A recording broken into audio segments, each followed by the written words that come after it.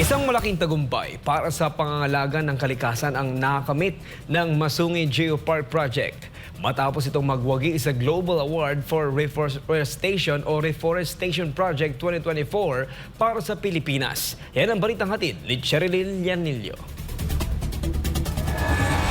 Good news!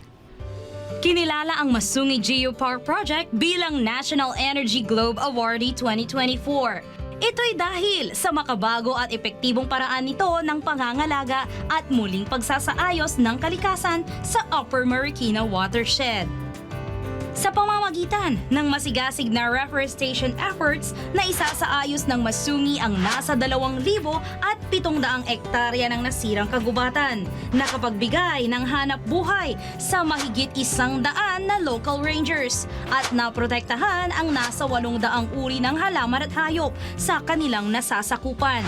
Hindi lang ito simpleng proyekto, ito'y isang inspirasyon kung paano pagsamahin ang turismo, edukasyon at pangangalaga sa kalikasan para sa isang mas magandang kinabukasan.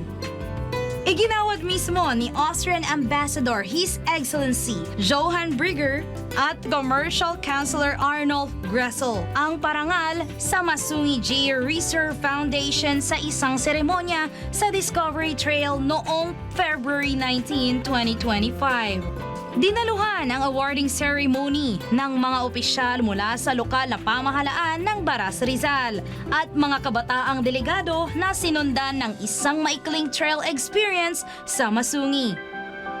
Patuloy ang Masungi Geopark Project sa pagiging huwaran ng sustainable environmental solutions.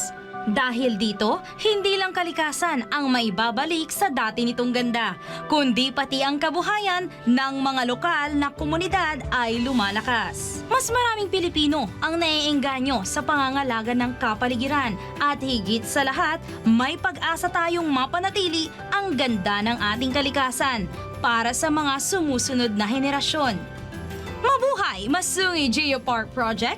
Isa na naman itong patunay na kayang pangalagaan ng Pilipino ang likas na yaman ng ating bansa. Cherilyn Llanillo, SMNI News.